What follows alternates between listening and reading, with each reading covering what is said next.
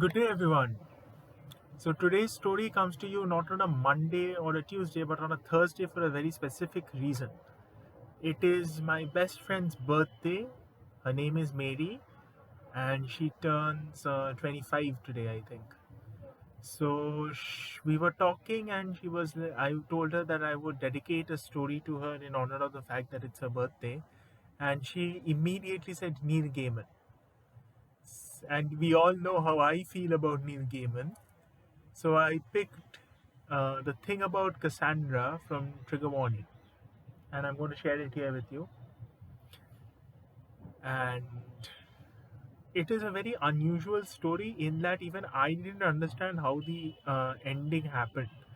So, a small favor to those of you more conversant with Gaiman than me, could you please let me know down in the comments what your interpretation of the ending of that story was? It would really help me because I read it recently to present it here, and even when I read it, I couldn't. Sorry, there's something in my eye. I couldn't understand exactly how what comes to pass. So, without further ado, uh, the thing about Cassandra, Neil Gaiman. Let's go. The story starts with a bachelor party. So one of a group of three friends is getting married, and the party's turning into something very uncomfortable because of certain things being done to the unfortunate to be wedded person. And the other two in the group decide that it's time to beat a hasty exit. And so they walk down to the Thames with a couple of cans of beer, and they're sitting on the edge of the Thames, and they're talking. And suddenly, the guy called Scally, he says, I got a message from Cassandra the other day, Stewart. And Stewart is our protagonist. His name is Stewart Innes, and Scally is his friend, like I mentioned. So Stewart Innes is like, who's Cassandra? And Scally says, well, don't you remember Cassandra, your first girlfriend? God damn it, Stewart. She was your first shag.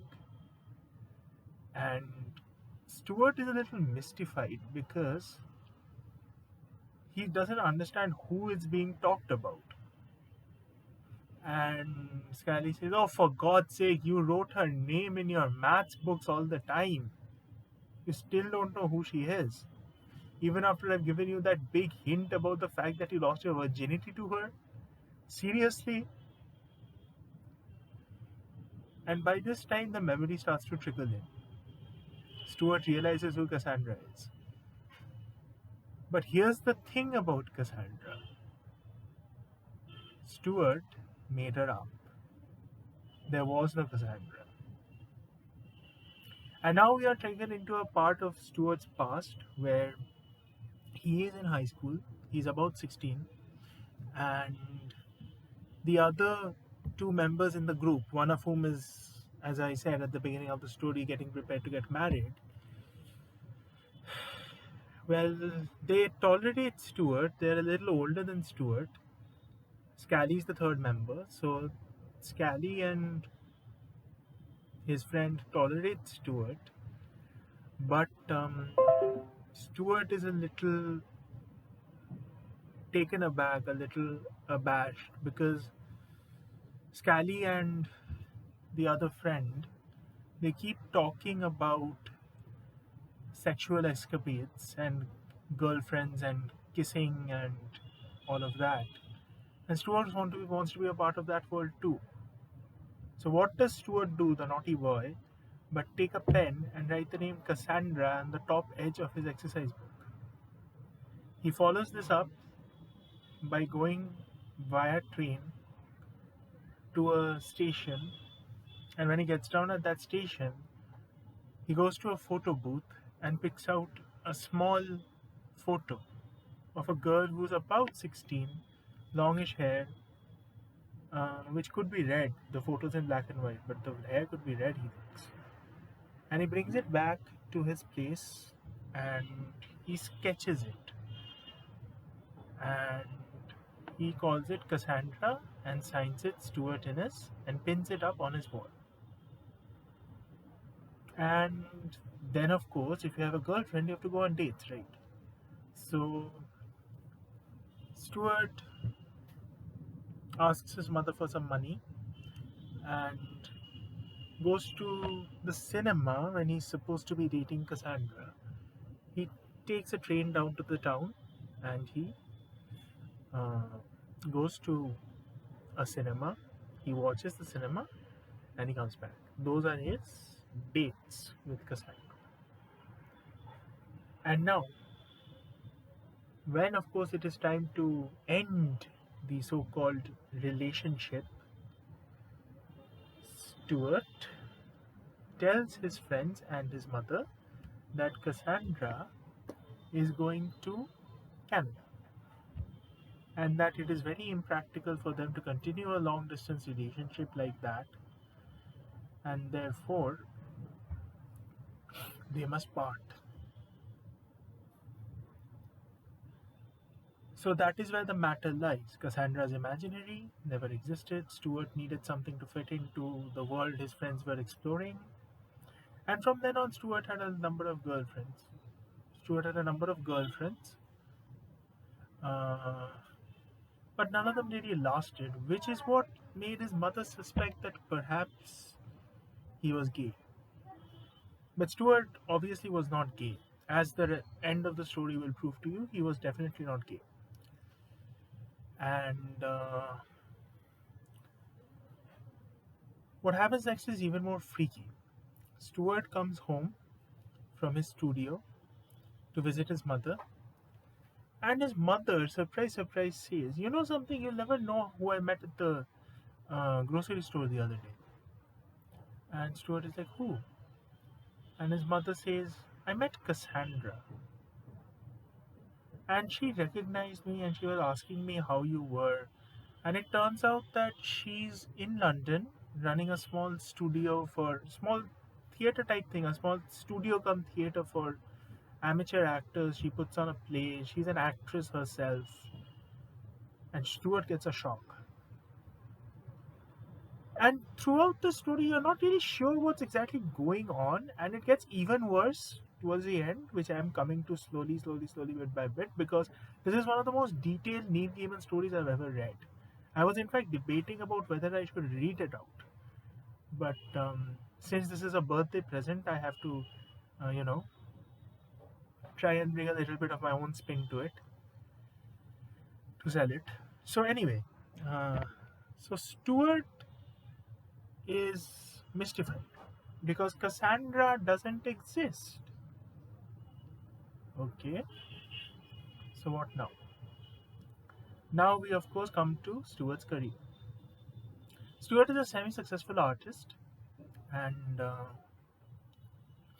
he displays his work at a gallery owned by two people, and most of his paintings sell, so everyone's happy in the equation.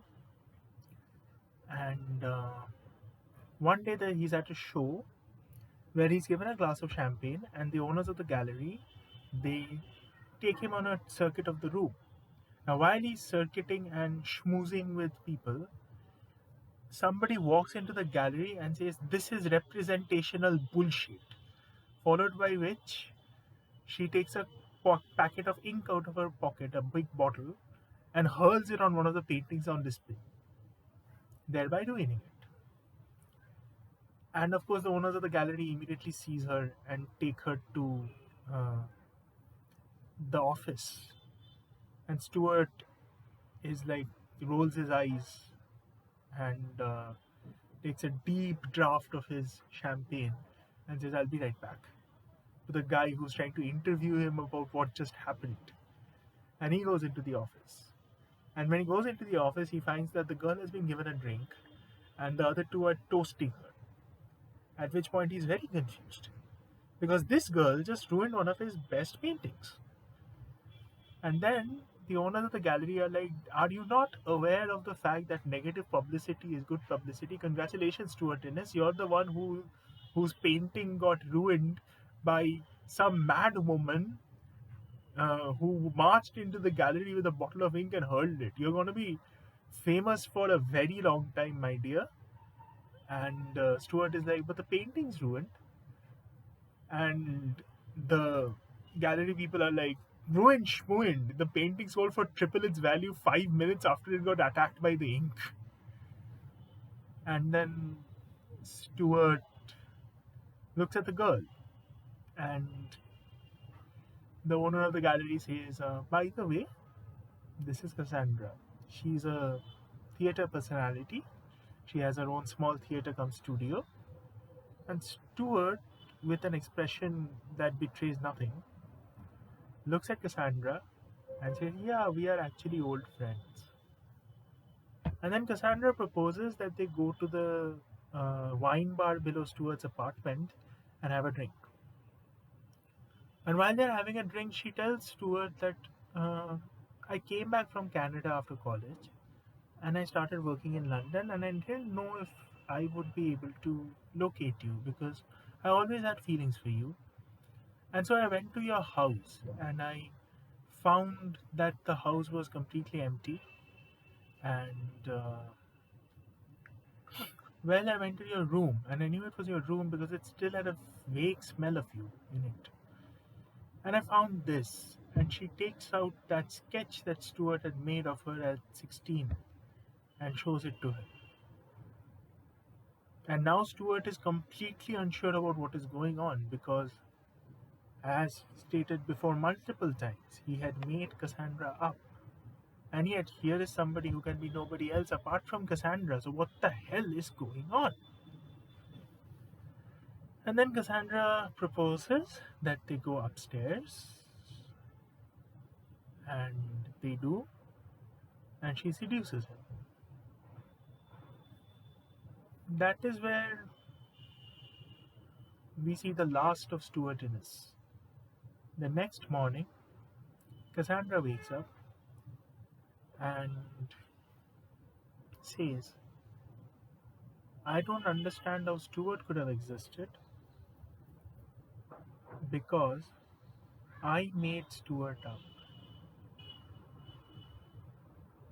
And she leaves the apartment, but before she does, she looks back at the bed, and where there was Stewart Innes, somewhat successful artist, there is now a pile of ash. And that, my dear viewers, was the thing about Cassandra by Neil Gaiman, which is a birthday present for my best friend, Mary, who's in Romania, and who is one of the best things that ever happened to me in this life. Happy birthday, Mary. I hope you enjoyed the story. Please take care of yourself. I wish you well, and I love you to distraction. Thank you.